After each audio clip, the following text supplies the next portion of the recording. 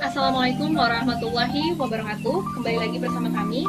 Saya Iza Nurainokti Soleha dan rekan saya Nur Alisa. Di sini kami berdua akan memandu acara pada hari ini. Kita di sini mau ngapain nih, Lis? Jadi kali ini kita akan ngadain kuis tentang manajemen K3 di luar gedung dengan topik batas lingkungan yang jelas. Yaps, jadi kami di sini sudah bersama dengan dua kelompok yang akan memperebutkan kemenangan pada hari ini. Kelompok A, di sana ada Najwa Habibah, kemudian ada Hendy Taristania, dan juga ada Maulidia Putri Bila Asrofin. Mereka berprofesi sebagai perawat di Rumah Sakit Mawar. Kemudian di kelompok B, di sana juga ada Arifah Khairul Hidayat Nufus, kemudian ada Saufiana Putri Yolanda, dan ada Lilis Sari. Mereka juga berprofesi sebagai seorang perawat di Rumah Sakit Mawar. Sebelum kita mulai, kita harus tahu terlebih dahulu apa itu manajemen resiko K3. Kira-kira apa sih itu? Nah, jadi manajemen resiko K3 adalah suatu upaya mengelola resiko K3 untuk mencegah terjadinya kecelakaan yang tidak diinginkan secara komprehensif, terencana, dan terstruktur dalam suatu kesisteman yang baik. Oh, jadi begitu ya. Sebelumnya terima kasih Alisa atas jawabannya.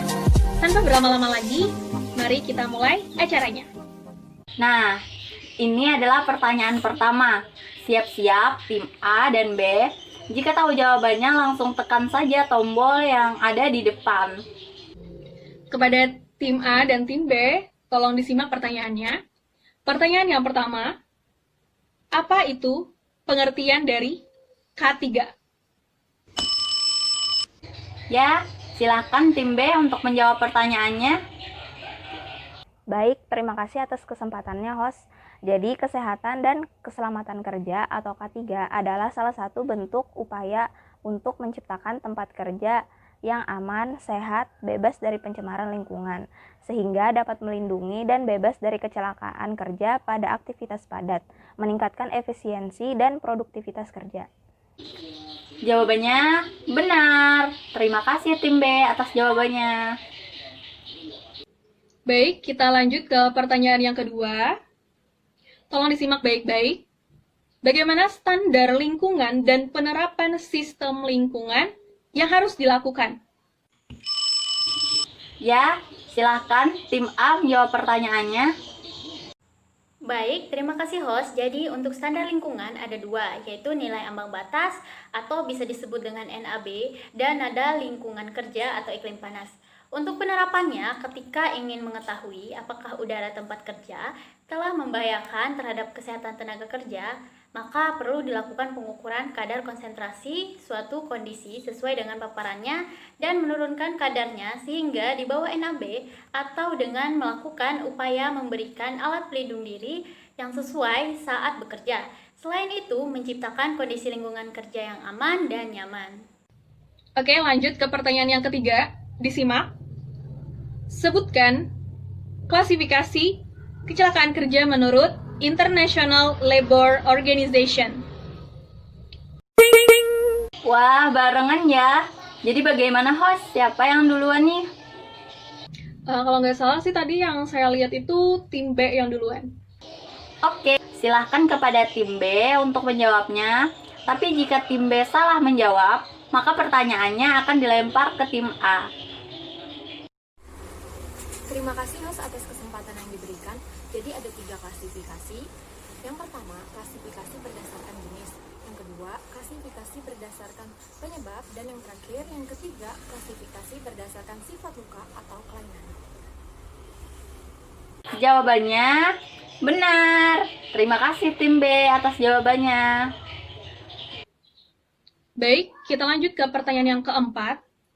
Tolong disimak benar-benar karena ini merupakan pertanyaan bonus yang poinnya lebih tinggi dibanding pertanyaan yang lain.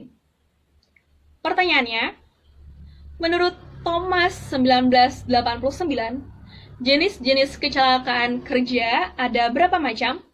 Dan sebutkan contohnya. Ya, silakan tim A untuk menjawab pertanyaannya. Ya, silakan tim A untuk menjawab pertanyaannya. Baik, host. Jadi, jenis-jenis kecelakaan menurut Thomas, tahun 1089 ada 8 macam. Yang pertama, terbentur atau stroke by. Contohnya, terkena pukulan paku, ditabrak kendaraan, atau benda asing misalkan material. Dan yang kedua, membentur atau stroke again. Kecelakaan akibat pekerja yang bergerak, terkena, atau bersentuhan dengan beberapa objek atau bahan-bahan kimia. Misalnya, membentur dinding atau pintu. Dan yang ketiga, yaitu terperangkap atau caught in, on, dan between. Contoh dari caught in adalah kecelakaan yang akan terjadi bila kaki pekerja tersangkut di antara papan-papan yang patah di lantai. Dan contoh yang kedua ada caught on, adalah kecelakaan yang timbul bila baju dari pekerja terkena pagar kawat. Sedangkan contoh dari caught between adalah kecelakaan yang terjadi bila lengan atau kaki dari pekerja tersangkut dalam bagian mesin yang bergerak. Dan keempat, apa ya? Ayo, apakah ada lagi? Atau teman-teman yang satu tim juga mau menambahkan? Boleh. Kalau tidak, maka akan kami lempar pertanyaannya kepada kelompok B.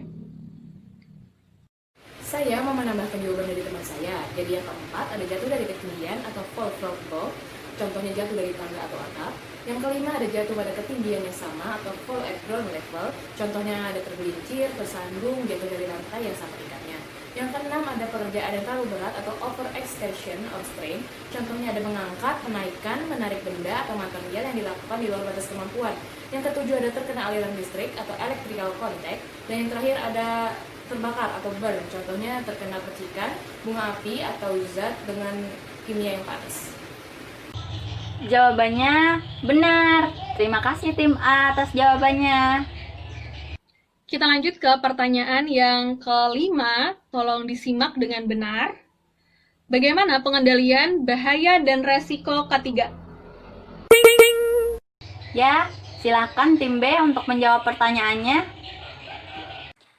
Baik, terima kasih host. Jadi ada 5 metode pengendalian dan risiko K3, yaitu yang pertama ada eliminasi dilakukan dengan upaya menghentikan peralatan atau sumber yang dapat menimbulkan bahaya. Kedua, ada substitusi menggantikan sumber risiko dengan sarana atau peralatan lain yang lebih aman atau lebih rendah tingkat risikonya. Yang ketiga, ada rekayasa dengan mengubah desain tempat kerja, mesin, peralatan, atau proses kerja menjadi lebih aman. Keempat, administrasi difokuskan pada penggunaan prosedur seperti SOP, standar operating prosedur, sebagai langkah mengurangi tingkat risiko. Dan yang kelima, alat pelindung diri yang merupakan langkah terakhir yang dilakukan untuk mengurangi keparahan atau dari bahaya yang ditimbulkan. Jawabannya benar. Terima kasih tim B atas jawabannya. Jadi ini adalah pertanyaan terakhir sekaligus penentuan pemenang lomba kali ini. Siap-siap untuk mendengarkan. Apa batasan lingkungan di luar gedung?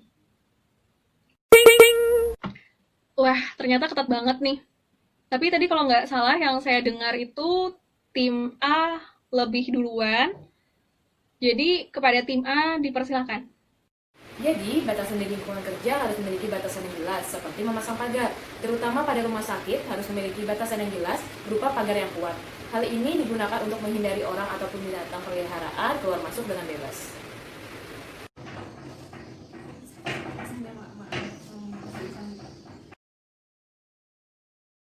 Jawabannya benar. Terima kasih tim A jawabannya.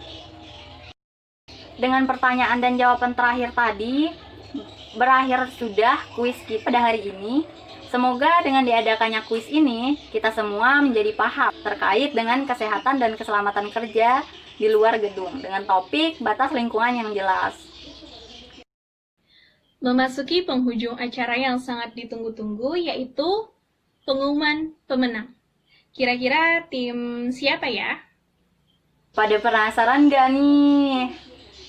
Oke, tidak perlu menunggu lama, langsung saja kita umumkan pemenang kuis kita pada hari ini. Selamat kepada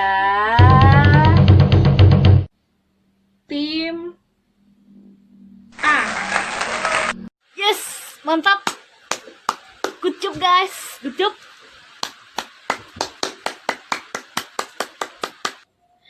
Saya Iza Nurayan Ukhtil Solehah. Dan saya Nur Alisa. Kami berdua pamit undur diri. Wassalamualaikum warahmatullahi wabarakatuh.